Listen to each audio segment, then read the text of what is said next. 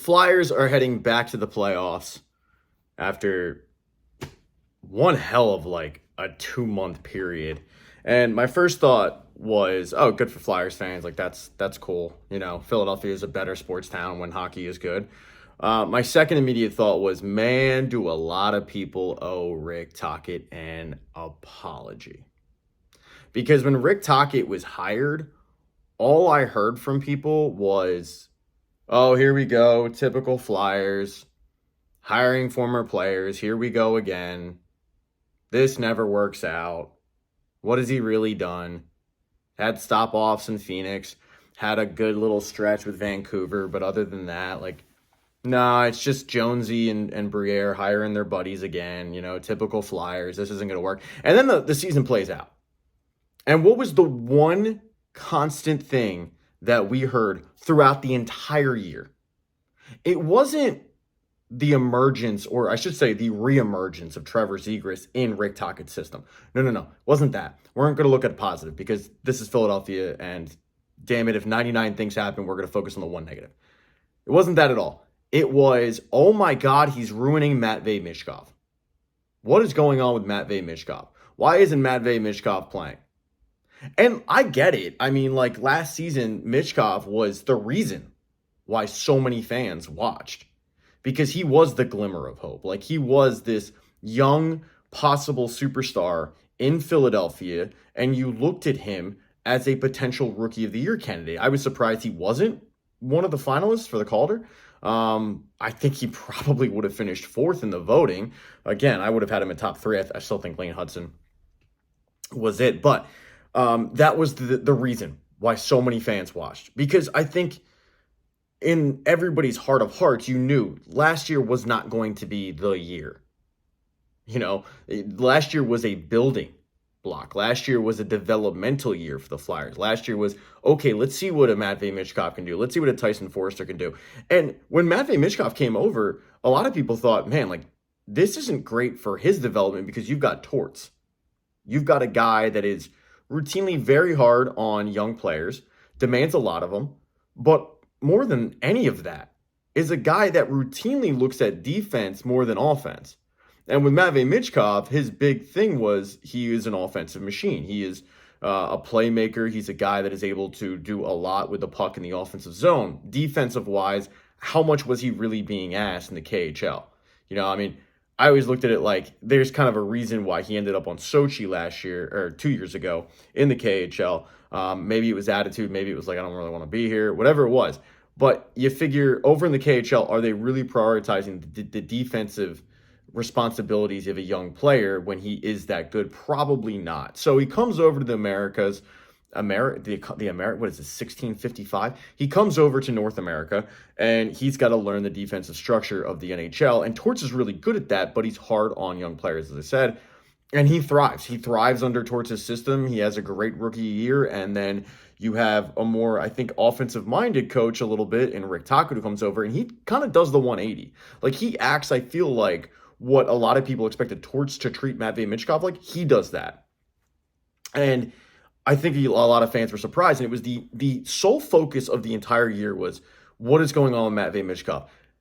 And I'm trying to get Charlie O'Connor on from PHLY, the preeminent Flyers reporter, to talk about the playoff series coming up against Pittsburgh. So look out for that, and hopefully, you know, maybe by the time you see this, it'll be up in the right in the upper corner up there.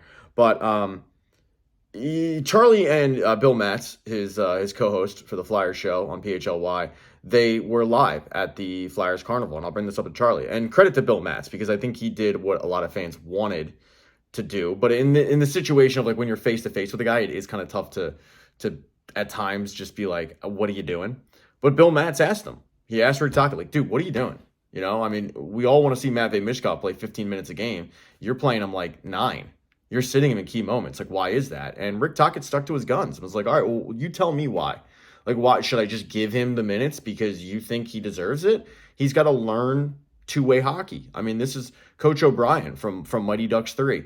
And that was the focus. It was like, fire Tocchet, this isn't working. And then it started to move in a different direction.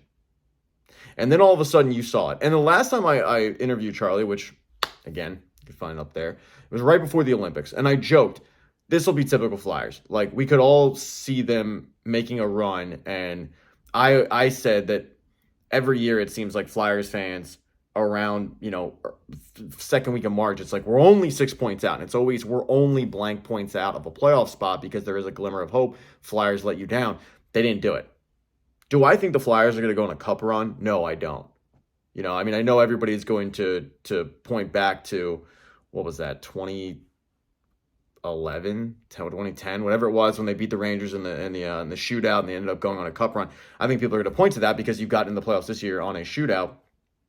I don't think that the team really has the goaltending this year. I mean, Dan Vladar has been very good, but I just think that there are way, way, way better teams. It's not really about that, though. It's about this team going from, a top 6, 7 worst team in the NHL last year to getting in the playoffs with a new coach who has been highly scrutinized and criticized by the fan base for the majority of the year when they weren't able to see the forest of the trees. That this team was just able to make the playoffs without Matvei Michkov playing 15 minutes. And this is going to be such a big year for Michkov. I'm not a huge Chris Pronger fan for many reasons, but I will give him credit. I saw an interview with him as he was promoting his new book where he brought up, like, look, this is important for young players. You can't just give them what they want. They need to learn the game. And there's too many players that are given just whatever. Hey, you're the franchise. Go ahead and do your thing. And they end up finding themselves on new teams. Maybe that was the case with Trevor Zegras in Anaheim early on, where he was like the man, and he didn't learn this two-way hockey. And every time I have Charlie on and I ask him about Trevor Zegras, it's like, look, like he might not be great in the defensive zone, but he has dedicated a lot of time to buying into Rick Tocchet's system. And I think that you've seen this young core of players lead this team into the playoffs. And I think for the most part, for the majority of this season, as I said, like I feel like fans were not able to see the forest of the trees because they were focused on the negative. They were focused on Michkov because you were just expecting them to not make the playoffs. And then they go on this run. It is exciting. You end up getting the Battle of Pennsylvania against the Penguins. And again, like I don't expect them to win the series, but it's really not about that. It is about getting guys playoff experience. It's about getting Michkov players playoff experience. Trevor Zegras playoff experience. Owen Tippett's I don't think he's ever played in the playoffs. And if he has, it was with Florida and not many minutes because that team was loaded. So it's getting these guys valuable experience when everybody in the NHL will tell you that playoff hockey is way different than regular season hockey. It's amped up. So yeah, a lot of fans right now owe Rick Tocchet a deep, deep apology. Because what this man was able to do with a team that doesn't really have a superstar. I think if you ask the casual hockey fan, okay, tell me about Philadelphia. Like, who do they have? And they'll go, okay, well, they have Trevor Zegras. And they have Matvei Michkov. That's probably where it stops. Maybe one or two says Travis Konechny, but that's about it. This coaching staff, Tocchet and the group, and by the way, credit to Danny Briere and Keith Jones, were able to compile a group of guys that were kind of, no disrespect, but like no names, not a great defensive core, and they were able to get this team into the playoffs. Put some respect on Rick Tocchet's name for the job he was able to do with the team he was able, with the team he was, hit thumbs down. I just had a stroke. With the team he inherited. I think Porter Matone has injected some life, and you see why he was the number 6 overall pick. And he's, I think, going to be a really, really, really good player. But he's not the reason why. He's not the reason why they made the playoffs. It's an exciting time to be a hockey fan in Philadelphia, but don't forget to give credit where it's due. If you're going to criticize the man for sitting your Russian savior, you got to give him credit, because I think most Flyers fans, if you were giving them an option at the beginning of the year, you're going to make the playoffs, but Matvei Michkov's probably going to have a little bit of a down year. He's going to take a step back. He's not going to play 15 minutes, but he's going to play like 11 minutes a night. But you're going to make the playoffs. Or Matvei Michkov can play 15 to 20 minutes a night, but you're not going to make the playoffs. And he might have a little bit of a better year, but you're not going to make the playoffs. I think a lot of fans would have expected that the latter, but they would have jumped at the former. Let me know what you guys think in the comment section. As far as comments go, I'm probably only going to answer channel members. So become a channel member, support the channel. It costs like $1.99. Helps me stay above the poverty line. Hit thumbs up if you like this. Smash that thumbs down button if you thought it sucked. Subscribing is cool. I don't know where the button is, but subscribe. That's cool. All right, I'm going to go now. Joining me now is the preeminent Flyers beat reporter from PHLY, Charlie O'Connor. Hello. Hello, Pat. How you doing, bud? You seem chipper. Flyers are in the playoffs, Pat. How could I not be chipper? Yeah, I mean, look, you've watched a lot of bad hockey over the past 6 years, so this is as much for you as it is the fans, really, because they have the luxury of skipping a game or two. You don't. You've been there. I have. You've been I've watched slumming all it. of them. It's amazing because the last time I had you on, it was around the Olympics, which you were dead wrong on, by the way. You said Canada was going to win because you hate America. America won, not They the did. point. And I joked of like the Flyers will probably do the most Flyers thing of all time. They do it every year. They'll make a little bit of a run at the end. Flyers fans will get pumped. They'll say, "Oh, we're only like 5 points out," and then the Flyers will do what the Flyers do, and they'll miss the playoffs. They didn't do that, Charlie. They made the playoffs by the grace of God. How did it happen? Talk me through the turnaround. Yeah, well, I mean, number one, they played really well coming out of the break. And there are a lot of reasons for that. Tocchet made some structural changes to what they do in the D zone, simplified things for all the young wingers. They got to play a little bit more of a man-to-man style. Tocchet's more of a zone guy, and it's still a zone defense, but the wingers just had less responsibilities. Think that helped them.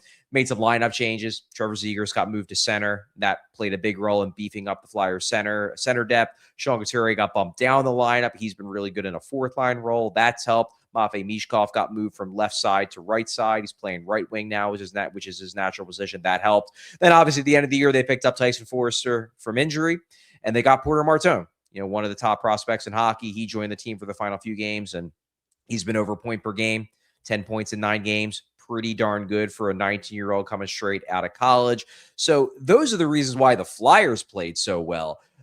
But it's worth noting they also got a lot of help. Columbus fell off a cliff. Detroit collapsed over the final, 4 or 5 weeks of the season. The Islanders were in such a free fall that they fired their coach with 4 games left in the year. So not to take anything away from the Flyers. The Flyers did what they had to do. They played awesome coming out of the Olympic break. But one of the reasons why it seems so unlikely is because they needed to play awesome and get help from multiple teams. And it kind of was a perfect storm because they did play a lot better, and all the teams they were chasing fell off dramatically, and the Flyers were there to take advantage. Yeah, you just mentioned Porter Martone and 6th overall pick. Obviously Flyers fans are really pumped about him. He comes in, he immediately looks the part. What have you seen from him, though, both on the ice and off the ice? Well, I mean, on the ice, he just has provided something the Flyers desperately needed, which is someone who can get to the areas where goals are scored and also can create shots from those areas. Flyers are the first 2/3 of the year. Look, they had a lot of problems. One of their biggest problem was they just didn't get enough pucks on net. There were so many games over the first 2/3 of the season where they were finishing with 17, 18, 19 shots. Like, I remember back in the day, if your team finished with under 20 shots, it was a rarity.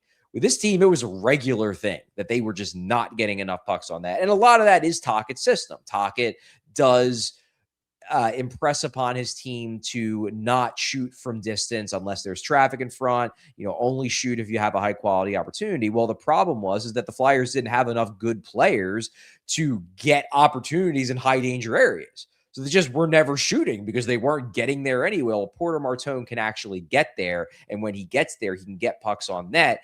He's been a shot creation machine since he's joined this team, been a big help on the power play, and he's just a really smart player.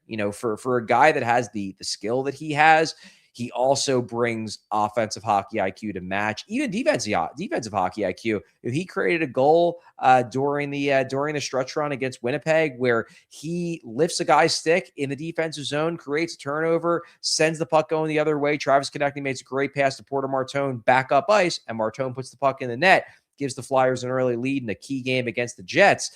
That's turning defense to offense. That is hockey IQ. And Porter Martone seems to have that in spades. Also seems to be a real high character guy. I mean, I can only speak to the interviews I've had with him, but he seems like a really smart kid. He's already very polished from a media standpoint. And I can tell you, the players in that room already seem to love him. It seems like he's already been, ingrained in that room.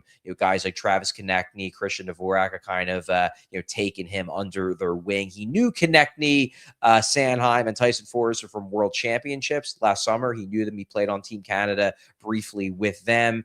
seemingly made a good impression because they gave Flyers management rave reviews leading up to the draft. Like, yeah, get this kid if you can. He's going to be real good. And so far, they're being proven right.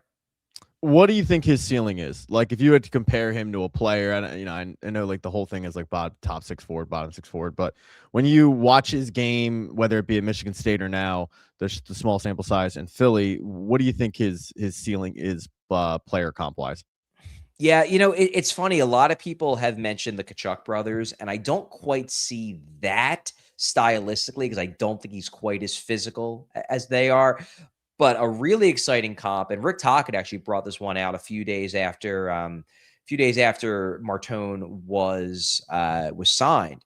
Corey Perry, and I like that one because Corey Perry is the same. What in his prime was the same kind of, he could score, he could pass, but he also loved to stir the pot. He loved to be an agitator. Martone loves that too. And Perry was an elite scorer in this league for many, many years for Anaheim. I think that is his ceiling. Now, whether he gets there, that's going to be up to Porter Martone and the work he puts in and just how good he ultimately becomes. But Corey Perry, in my mind, is one heck of a of a best case scenario ceiling. All right, getting back to the turnaround and the playoff push, I think PHLY can take this two ways. Okay. You and Bill Matz end up interviewing Rick Tocchet at the Flyers Carnival. Now, credit to Bill Matz. Like he said the quiet part out loud, like, bro, why aren't you playing Matvei Michkov more? And Rick Tocchet nicely said, bro, you don't know puck. So at this point, and look, again, like when Bill asked that question, there were people asking like fire Tocchet. And it was solely because Matvei Michkov was not playing 16 minutes a night.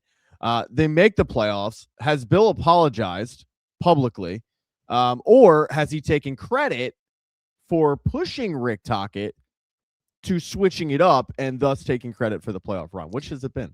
Well, I don't know if Bill has outright apologized, but given the fact that 2 shows last week he was pushing Rick Tocchet as a potential Jack Adams winner, I think that's a tacit apology. Maybe not straight up saying I'm sorry, but it functionally serves as one. That said, he's gotten a lot of people telling him like Bill Matz saved the season, and while that is obviously ridiculous, it's not like a random podcaster saved the Flyer season. There is something to be said that situation between player and coach was not going in a good direction. And I do think that the Carnival interview forced everything to come to a head, and it forced general manager Danny Briere and the other higher ups with the Flyers to get involved and kind of have a come to Jesus moment with both of them. Be like, Matvei, you got to grow up a little bit. You got to make some changes to adhere to what Rick Tocchet wants you to do. You certainly have to come to camp in better shape next year. But Rick, you also got to lower the temperature here. Maybe play the kid at his natural position. Why are you playing him at left? There are people in the organization who don't even understand why you're so obsessed with playing him on the left side versus the right side. And maybe don't, be taking regular pot shots at the kid in the media when you don't really have to. Like when somebody asks you a question about Macklin Celebrini, you don't have to be like, and the thing about Macklin Celebrini is he came to camp in great shape. And it's like, yeah, Rick, you don't need to be that clear that like you're taking a veiled, not so veiled shot at your player when someone asks you about a completely different player. I do think that after that, things got better internally.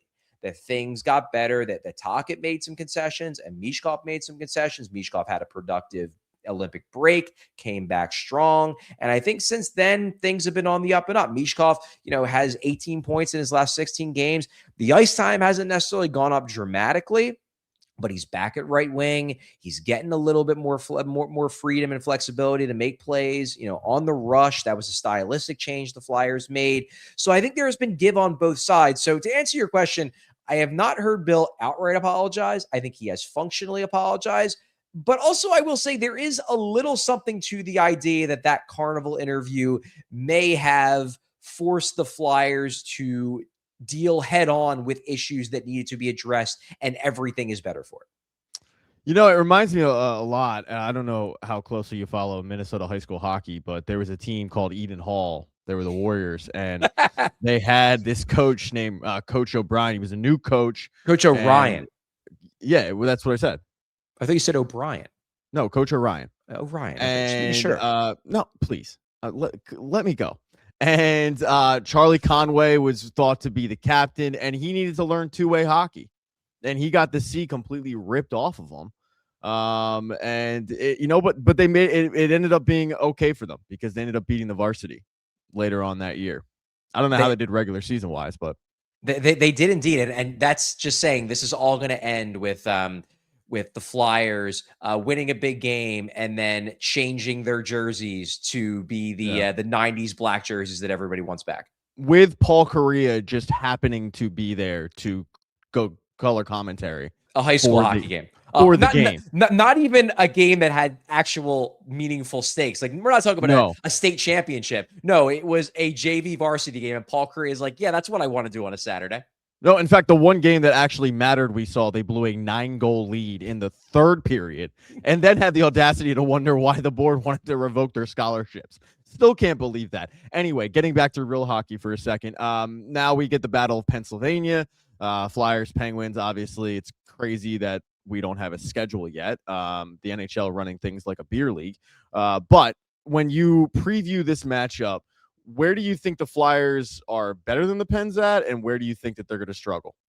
Yeah, I think the big advantage they have is in goal. I think Dan Vladar is, by track record this year, especially, a better goalie than Stuart Skinner, who, look, he has a playoff track record, but it's not exactly a good one. Edmonton clearly did not think they could win a Stanley Cup with this guy, and this is a guy who was their primary goalie for 2 straight legitimate cup runs. That should tell you something. Whereas Dan Vladar has been one of the most reliable goalies in hockey this year. So I think the Flyers do have the edge in goal. Look, it's a short series. Anything can happen. Vladar might go cold. Sidney Crosby might go crazy. But in theory, the Flyers, I think, have the advantage in goal. There's also some definite places where they might be able to exploit the Penguins. I look at third line center Ben Kindle, 18-year-old taken in the first round last year. He's wildly exceeded expectations, had a great rookie season, but he has fallen off as the years progressed. Last 19 games, he has 5 points. His underlying 5-on-5 numbers have been pretty bad. I think that's a potential matchup they can exploit. The Flyers can exploit, especially if they try to match Mishkov, who has been playing very, very well to finish out the year against that third line. I think they could potentially take advantage of that. That second pair with Chris Letang and Sam Girard, they've played better over the last 3-4 weeks since the trade deadline, but Girard was a cast-off in Colorado. Letang, 6 weeks ago, Penguins fans were legitimately wondering if he's cooked. I could see the Flyers exploiting that. So there are places where I think the Flyers have an advantage. I worry about a couple things. Number one, I don't think the Flyers have a matchup answer for Sidney Crosby. Obviously, Crosby has killed the Flyers for years, but there was a time when you could be like, well, yeah, the Flyers have a Selke Trophy winner at center, who's their first-line center. They can match up Couturier against Crosby. Well, Couturier is still there, but he's not what he was. He is now being used on the fourth line. I'm sure he'll get minutes against Crosby, but the thing is that if you use him and hard match him against Crosby, that dramatically decreases your offensive ceiling because Couturier is nowhere near the offensive guy that he used to be. So you're going to have to give minutes against Crosby to guys like Trevor Zegras, who wasn't even playing center 2 months ago, to Christian Dvorak, who's being flanked by Travis Konechny, who, number one, I don't think is close to 100% healthy, but number two, is not a great defensive player. And then the other winger is a 19-year-old who was playing college hockey 3 weeks ago. So I don't know if they have guys who can really match up well with Crosby. I worry that Crosby is just going to run ragged over the Flyers in the series.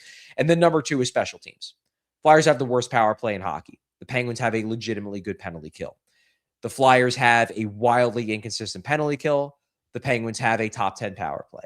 Special teams could be a major issue for the Flyers in the series. Now, the Penguins, since the break, have not been as good from a power play and penalty kill standpoint. Now, they're hoping they get Blake Lizotte back from injury. He's their key penalty killer. He's close to returning. That would probably help them in that regard.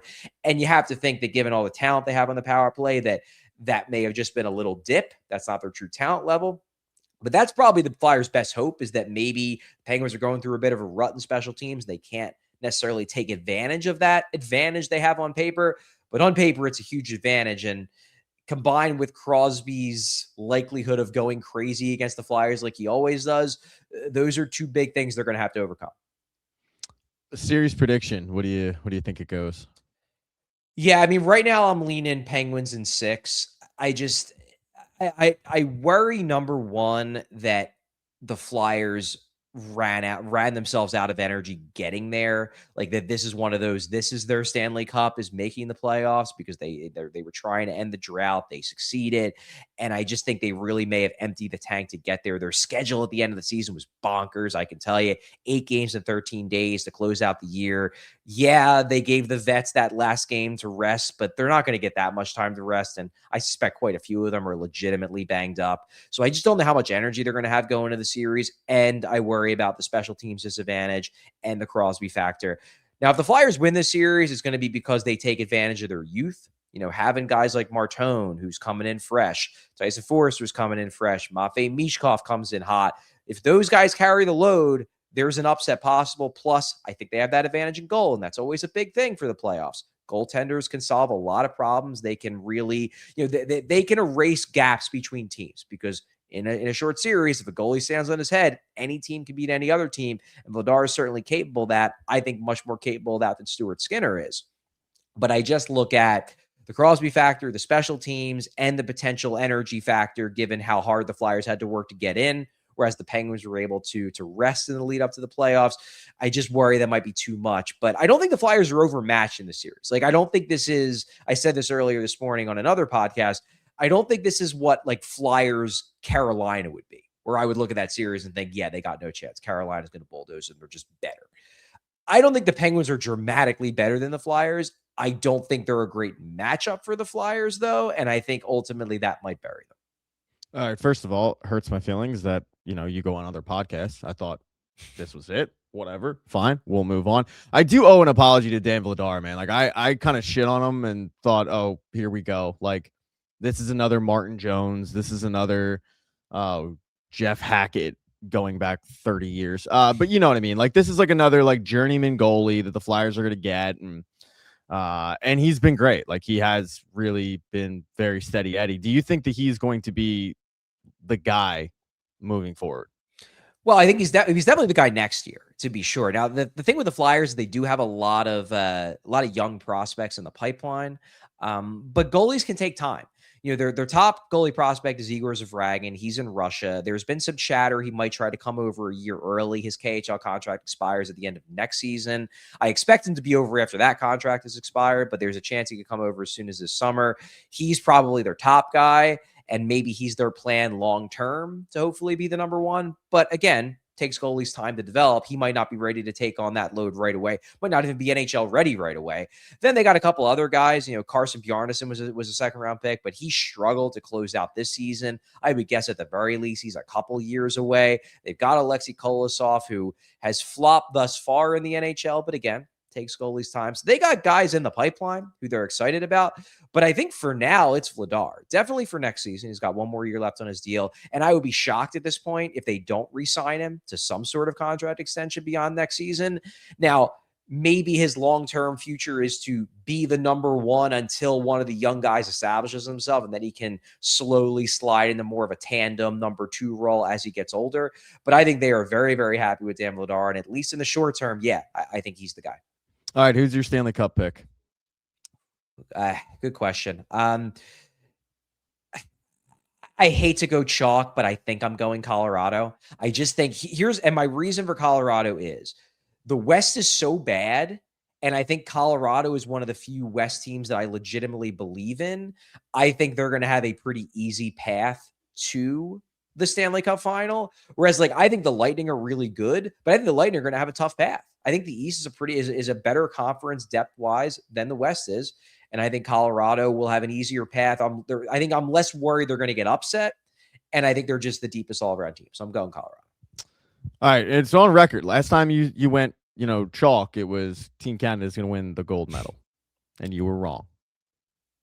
That's all I got. Okay. Well, I mean, I very well could be wrong again. There are 16 teams in the playoffs, and there are quite a few good ones. I guess we'll see. Yeah, you're supposed to know puck, though. Like, you're the expert. Oh, okay. Whatever you say, Pat. All right, man. I appreciate it. Charlie O'Connor, PHLY, does a great job. All that good stuff. You guys, do you want to, like, plug your stuff? Yeah, I mean, we're launching a Die Hard sale today. If you want to read all my written content at allphly.com, that will be launching today. And by today, I mean today is Thursday, right? It's Thursday, correct? The best band in the world. There we go. So check that out. I have a season preview or a series preview of the Flyers Penguins series up this morning. So check that out. You can only read it if you're a PHLY diehard. But as I said, we've got a sale, so check it out. All right, Charlie, appreciate it as always. Thanks, I guess. And I don't know. We'll talk to you at some point, or we won't, or you'll just block me. I don't know. Keep on keeping on, Pat. That's your closer. All right, that's it. We're done. Joining me now is the expert of the NFL draft for Inside the Birds and also 97.5 The Fanatic, Andrew DiCecco. Andrew, how are you, bud? Pat E., great to be with you, my man. Yeah, last time I saw you was before Temple got hammered by 50-something points to Oklahoma. You were obviously there doing scouting. For this upcoming draft, you went to the Combine. You know these players inside and out. The Eagles have pick 23. I'll just cut to the chase. Where do you think they go? I think they go offensive tackle, Pat. And that's something that is obviously a point in which they really value that position. And they need an heir apparent to Lane Johnson, right? They don't have that on the roster. They re-signed Fred Johnson, but they don't have a long-term fix there. And there's going to be considerable value, at least the way that I'm viewing the draft right now, that there should be at least 3 high-end tackles available for the Eagles at that 23 spot.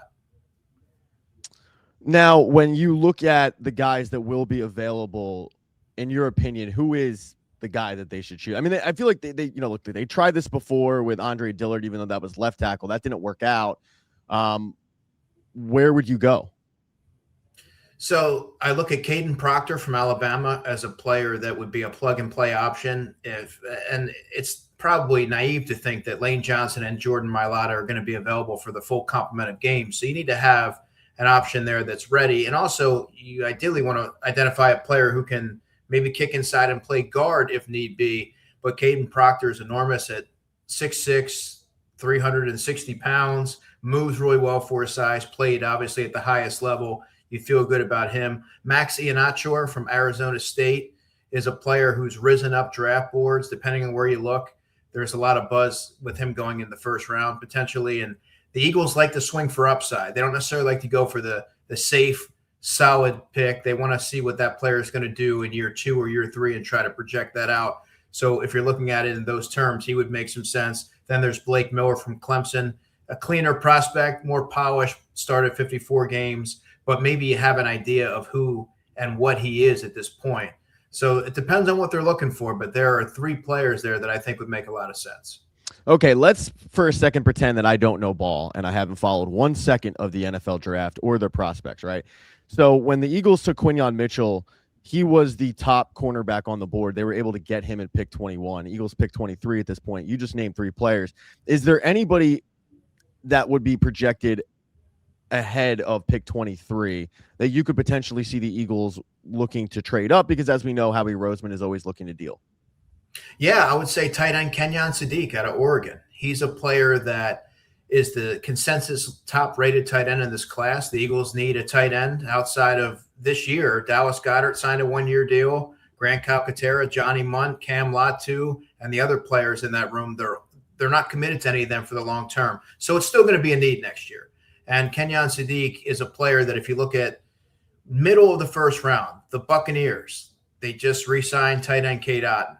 Then you have the Detroit Lions at 16. They have Sam Laporta. The Vikings, I think, are picking at 18. The Vikings could potentially be in play. TJ Hawkinson's an older player. He's been banged up a lot. But then you get to 19, which is where I'm highlighting the Carolina Panthers. They're a young up-and-coming team. You saw what they lacked for firepower offensively. They weren't able to help really Bryce Young, aside from Jalen Coker in the postseason. They could use a tight end. They only have Tommy Treble, and they have Jatavian Sanders. So if the Eagles want to get Kenyon Sadiq and he tumbles down the board a little bit, I would imagine that the Carolina Panthers would be the team that they're looking to kind of highlight there, because that would make a realistic option. That would be a realistic option for them. Yeah, that would be good too, because, as you said, they have Dallas Goedert. Usually rookie tight ends don't do much in their first year. he would be able to learn and then take over the job. Last year's tight end class was atrocious. Eagles weren't able to get anybody. Are you looking at anybody in the second round? Because they have had success in the second round grabbing guys. Obviously, Dallas Goedert and Zach Ertz are two guys. Is there anybody there that kind of fits the mold of what the Eagles usually look for when they grab a tight end? Yeah, Eli Stowers from Vanderbilt. I think he would be a really good fit at pick number 54. He was a quarterback just a few years ago, but has really emerged and put together 2 strong seasons at Vanderbilt. And I even interviewed him, and he mentioned to me about how having that quarterback background really benefited him in terms of route running, knowing where landmarks are, knowing what quarterbacks are looking for and what they want. He can threaten the team vertically. He can be a 3-level threat. You can move him around formations. And when you look around the NFL, Pat, what are offenses doing? They're trying to spread teams out more. So I don't even view him like solely as a tight end. You can use him as an offensive weapon and create mismatches and go against linebackers and safeties. He's going to win those more often than not. And he's still scratching the surface of how good he can be. He's been my tight end too throughout the whole process. And you also don't want to roll out the possibility of a wide receiver at the top of that with the Eagles' second round pick. Chris Bell from Louisville would be a player that I would encourage everybody to check out if you haven't had a chance. Jeremy Bernard from Alabama would be another player that if they were to go receiver at pick 54, that those 2 guys would make some sense.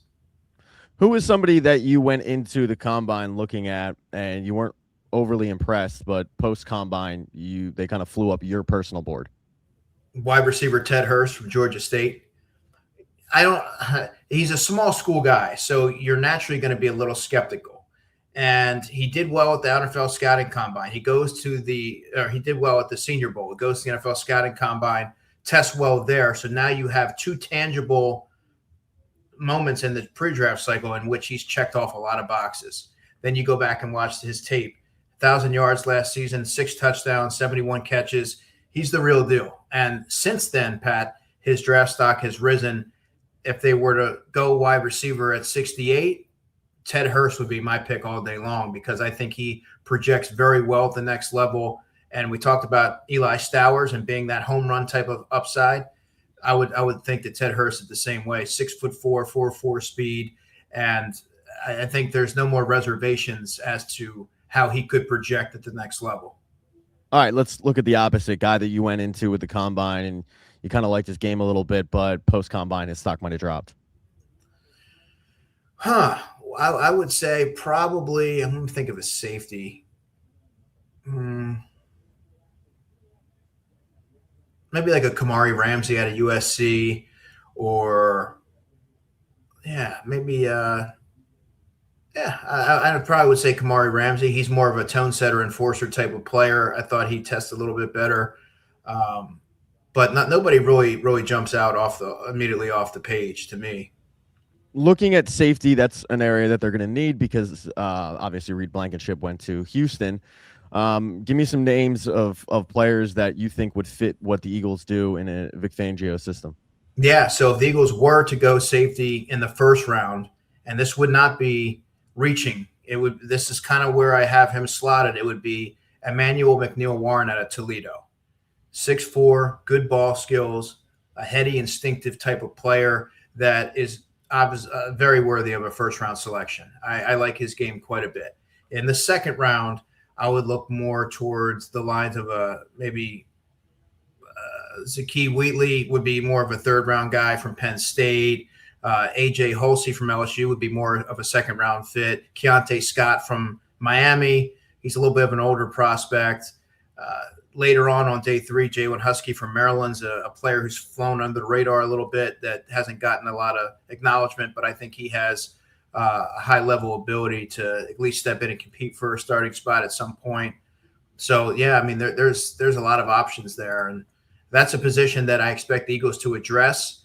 Would it be as early as, as the first round? I don't know. You can never – we didn't think they were going to take a linebacker in the first round. They did that, but – you can never be sure.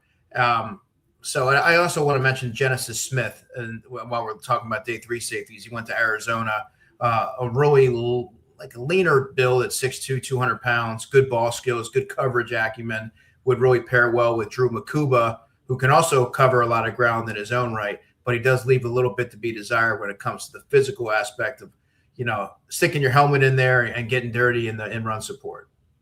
All right, the first guy you mentioned was a guy from Toledo. You can't draft guys from Toledo. It's too small of a school. They never pan out. Won't work. So yeah, there's not a lot of track record. There's not a track record there. No. But you mentioned that nobody expected the Eagles to take Jahad Campbell, the linebacker, last season. He slips to him. We've seen Nolan Smith slip to him. Cooper DeJean slip to him. Who's a guy that would fit their need that you could theoretically see slipping to the Birds at pick 23? Yeah, I would say wide receiver Jordan Tyson from Arizona State. A.J. Brown has an uncertain future in Philadelphia, despite what anyone wants to acknowledge. That's the reality. And there's not a lot of players that are currently in that room right now, Pat, that are going to be here for the long term when you look at their contracts and how they're structured. That being said, even though they added Dontavian Wicks in a trade, that shouldn't preclude the Eagles from trying to get a top-end talent to bolster that room and be a building block for the future. And Jordan Tyson's a player that I like quite a bit. He had a private workout today, Friday, and I believe there's 20-ish teams that were there to see it. And he's probably going to be out of the Eagles' range, but there are some different scenarios where the board could fall a certain way and he could find himself sitting there at 23, or at least within striking distance, where if you're Howie Roseman and you have those aggressive tendencies, you're thinking about maybe trying to go up a couple spots to get him. We started this off by mentioning that the Birds will likely take an offensive lineman pretty high, offensive tackle, you said. I, to put it nicely, thought Tyler Steen sucked last year, to put it very nicely. Their guard situation I didn't think was great, and then you've got the uncertainty with Landon Dickerson's future and whatnot. Give me some guards that you could see the Birds taking on day 1 or 2 of the draft. Yeah, Vega Ione from Penn State. That's another player that could be in play at 23. I don't know if the Eagles would trade up for a guard, even though he is, in my estimation, the best guard in this class. There's a world in which he could fall within that range. This is a dominant blocker. He just imposes his will from the interior. You look at what Penn State was able to do last year with Nick Singleton and Katron Allen, and it was, Vega Ione was a big reason as to why they were able to do that. Then you get to the second round. Caleb Tiernan is an interesting player. He went to Northwestern. He's listed as a tackle, but 6'8", 323, has 32-inch arms, so a little disproportionate there. I think his natural fit is as a right tackle or maybe moving inside to play guard. Probably the latter might be more realistic. And he does move well, good athletic qualities. And I think we should also mention this, Pat, because they have a new offensive line coach and a new offensive coordinator, they might adopt a different philosophy in terms of what they covet in their offensive linemen. Whereas you draft anyone, Jeff Stoutland's going to get the most out of them. But in this scheme, this run scheme, you might need more athletic linemen who move well laterally, who can get to the second level and have that Lane Johnson, Jason Kelsey-esque athleticism. All right, everybody hit thumbs down because Andrew reminded people that Jeff Stoutland's no longer the offensive line coach. Not cool by you. All right, give me some sleepers that you really, really, really like and think that, day 3, taking these guys, it could end up paying dividends big time down the line.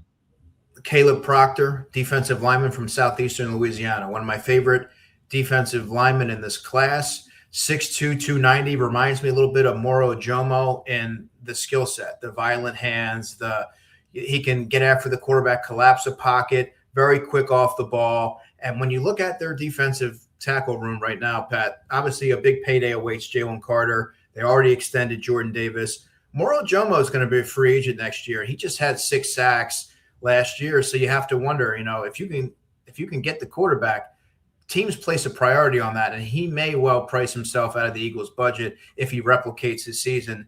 They drafted Ty Robinson in the 4th round, but he did virtually nothing last season.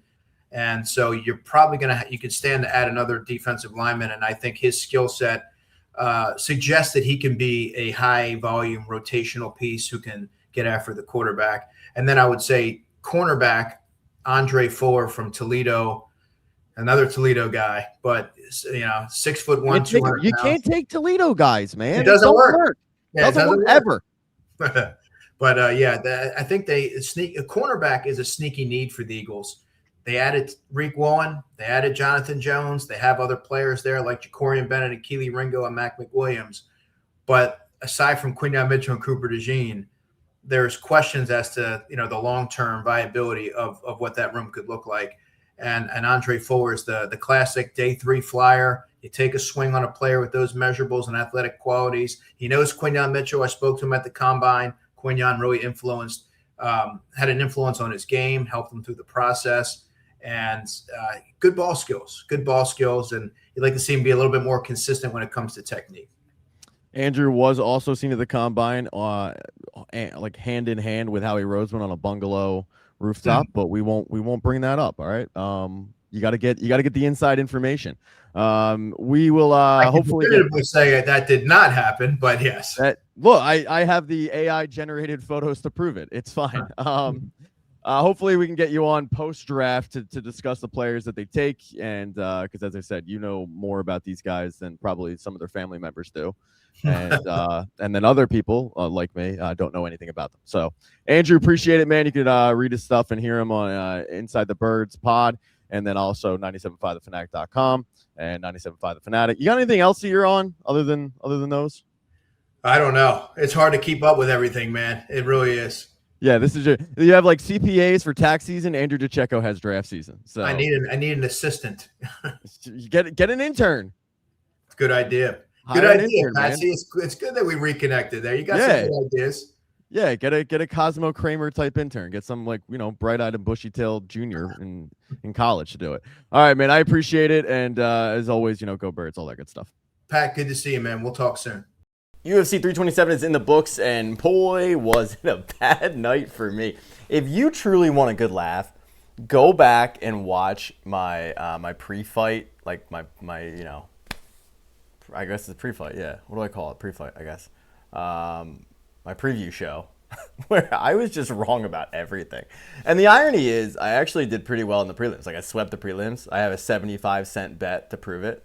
Won $18, gave it right back. But, was not a good night. And it just wrapped up with Carlos Ulberg becoming the new UFC light heavyweight champion, defeating Yuri Prochazka on one leg. And for me, it was perfect because I was 50 seconds before the knockout shot happened. I had tweeted, this sucks because Ulberg's leg is cooked. Like, he clearly tore something, and now he's going to be compromised all fight. And basically, we're not going to get these two guys at their actual height. And he's just going to kind of roll to a loss, and it's going to be unfortunate. Yuri's going to win, but then Yuri ran in and stood there and had to be a quote-unquote warrior and a samurai, and he got left check hooked. Oh, my God, what a night. All right, so let's start out with the first thing I had absolutely dead wrong. Nate Landwehr versus Cub Swanson. Cub Swanson looked like vintage Cub Swanson. For a guy that's nicknamed the Train, he got ran over by a train. Nate Landwehr had nothing for Cub Swanson from the opening jump of this fight. Cub Swanson ran right through him. I didn't think it was the best stoppage. I tweeted out about how this is the most Herb Dean shit of all time. And it was only because Nate Landwehr in every one of his fights seems to get badly compromised and badly hurt. But he kind of perseveres and he gets through it and he just kind of wears it on his face and all that. I thought it was leading towards that. And I thought when Herb Dean stepped in, I thought Nate Landwehr wasn't out of it. He was still defending himself, or at least he would have been. I know that DC was like, oh, he's wrestling Herb. I don't know. I just wouldn't have stopped it at that moment.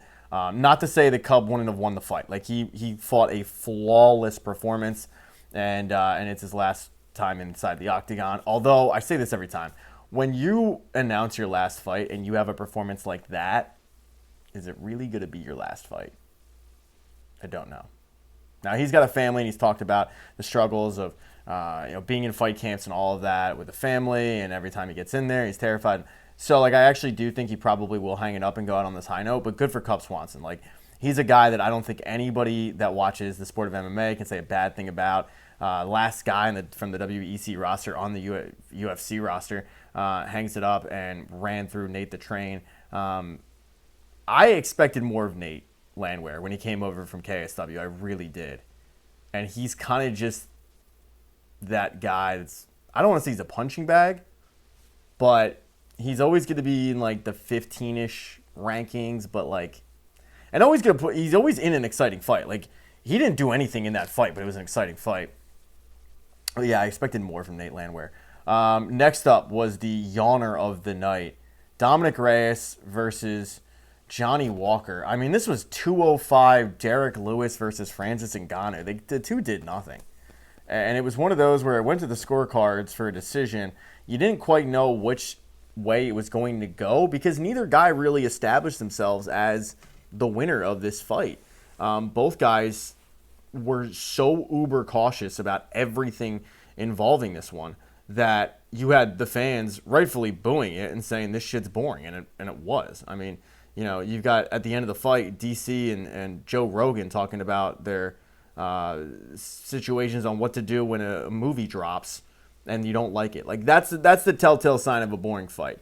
Neither guy were getting combinations off, and I think it was John Anik who said it best. For two guys looking to get back into title contention and to get back on, hey, this guy's one to watch for the belt, neither of them did themselves any favors. It really, really reminded me of that Francis Ngannou, Derek Lewis fight, which we'll talk about Derek Lewis in a little bit. Next fight, though, man, did it live up to the billing. I mean, this is one of the best heavyweight fights we have ever seen in the UFC. Josh Hokett versus Curtis Blades. Dead wrong about it, though. I mean, I thought Curtis Blades was going to kind of ragdoll him and have his way with Josh Hokett and keep him down and all that. Nope. This is what the UFC heavyweight division needed, like desperately, because the division is so uber shallow that a guy like Josh Hokett in his third UFC fight is fighting the 5th-ranked guy in the division. And he looked really good. Now, look, I can't stand Josh Hokett. Like, I said it in my pre-fight thing, and this is one I'll stand by. Like, Henry Cejudo coined the term king of cringe, and Josh Hokett is truly the king of cringe. I never really thought Henry was cringy. Josh Hokett's shtick is incredibly corny. Josh Hokett's the guy that, and everybody's worked with this guy, he thinks he's funny. He walks around, and every time he walks in the room, you kind of go like, all right, how am I going to leave this situation? That's Josh Hokett. And, I know DC and Rogan, those two end up, I say this every time, they end up being, two frat boys. I know they're yucking it up about his, like, shtick. It's cheesy as fuck. Like, it's not even Colby Covington cringe. It's way worse than that. Curtis Blades is right. Josh Hokett is truly a clown. He's Bozo the Clown with hands, though.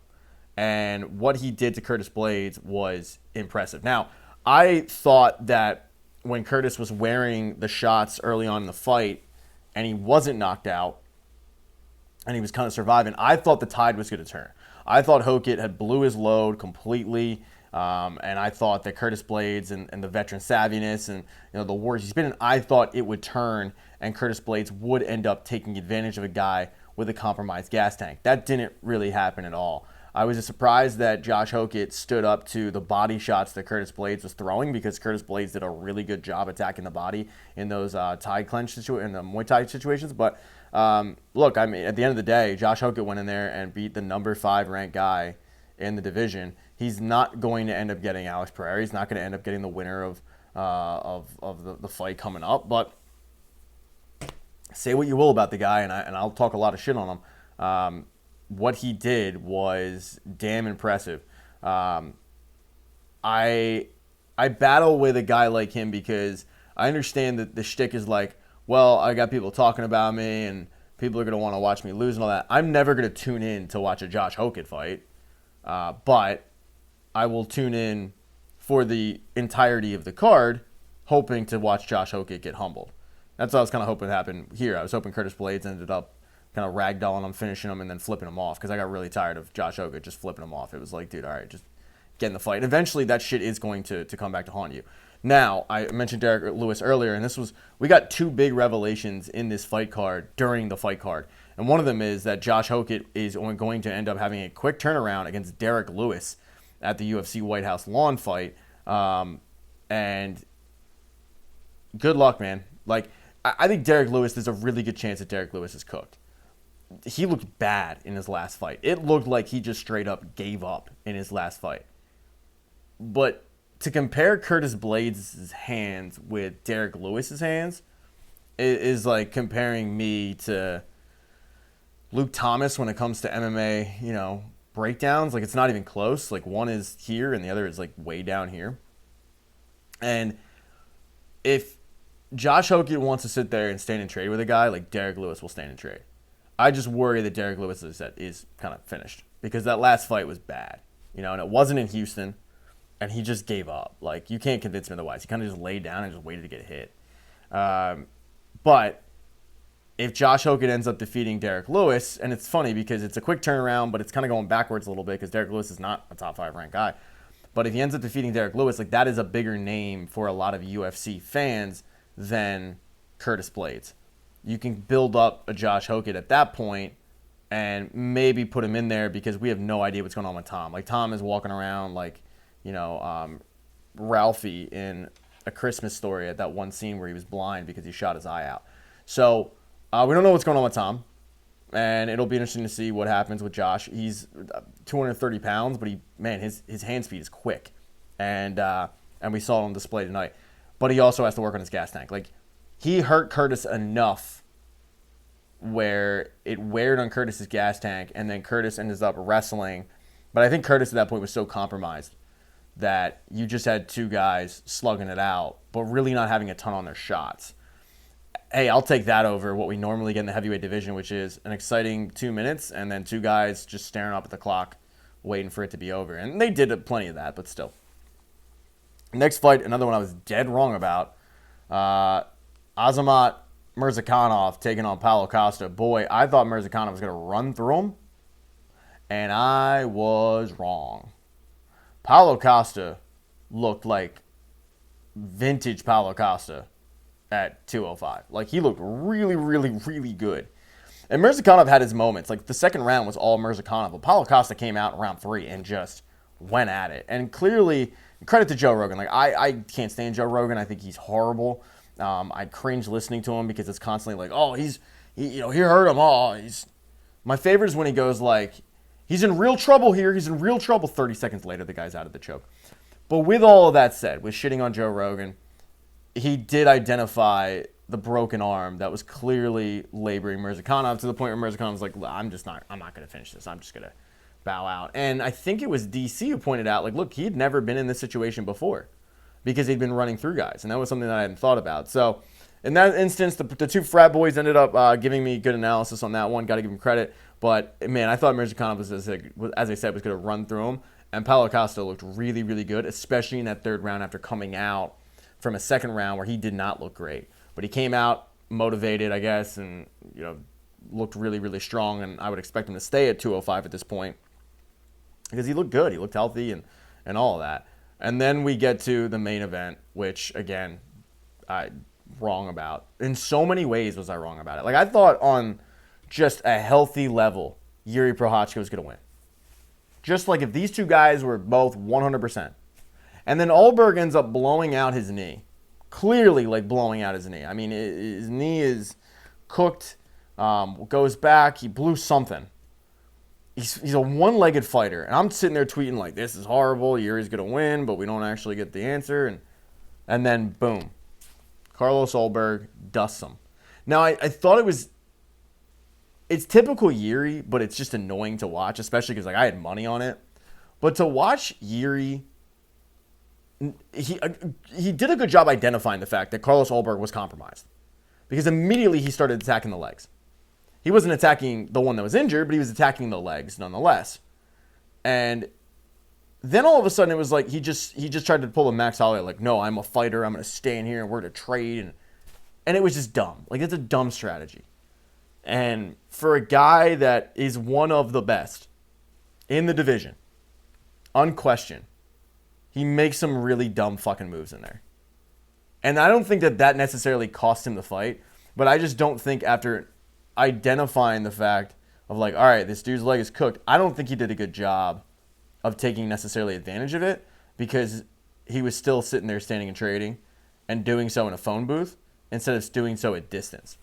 And, if I'm him, And the broadcast brought it up. Like, Carlos Alberto was probably waiting for Yuri to jump in to catch him with that check left hook. I'm probably not doing that. And Yuri's like, no, you're injured, but guess what? We're still going to sit here and get into a war. And it's like, that's not necessary, man.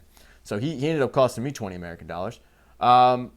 Yeah, so look, and then as for the other big announcement that I mentioned a little earlier, it's that Gable Stevenson is signed to the UFC. And it's something that, again, the UFC heavyweight division desperately needs because it is a very, very shallow division. One of the worst it is the worst division in all of UFC. I mean, I brought it up in my pre-fight, but you've got MMA analysts actually asking the question, like, do we just get rid of it because it's that bad? You know, you've got arguably the best heavyweight, one eye, does he have any eyes? We don't know.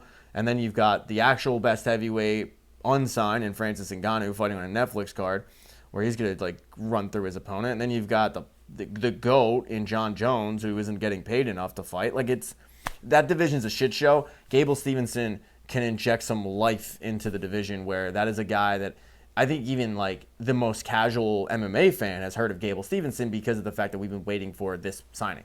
Couple notes on the prelims. Kevin Holland, I tweeted it out. If you don't like Kevin Holland, what are you doing? Like, you're probably not invited to many parties because your personality blows. That dude is awesome to watch. He's rarely in a boring fight, fights a ton, and is just his overall personality is just infectious. Like, and it's not forced. Like, Josh Hokitt is forced. Kevin Holland is not forced. Like, that is Kevin Holland. He gets in there, he starts talking, and he's also just very, very unorthodox, and he gets it done against Randy Brown.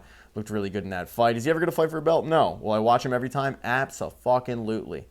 The guy, though, that probably impressed me the most tonight was Aaron Pico on the prelims. And Aaron Pico goes out there and just ran through Patricio Pitbull, former 3-time Bellator champion. And Aaron Pico looked the part. He looked like the guy that you had been hearing about since his first fight in Bellator. Like this uber prospect that was going to be the future of the division. That's what we got tonight. Aaron Pico, first of all, his combinations were insane. And they brought it up again on the broadcast. I want to give him credit. The way that he sits down on that body shot, you know, he's not moving in and out. He sits, he plants, he shoots, and it's fast. And Patricio Pitbull had no answers for it. But the combinations, the speed, the wrestling, like, it was a damn near perfect fight for Patricio or from Aaron Pico. And he needed it because you go out there and you make your UFC debut and you get shell-shocked by Lerone Murphy. You needed this fight. And even though it's, okay, you're fighting another Bellator guy, blah, blah, blah. You're still you're fighting a former champion. And you end up taking his division and maybe the UFC can build him up to what he is. I think he's a guy that, like, when he's on, he looks very, very on. Like, you understand the hype. Fortunately, like, he's just had some really, really vicious losses where he just gets caught. Because of that, I don't know if he'll ever be a a true UFC champion.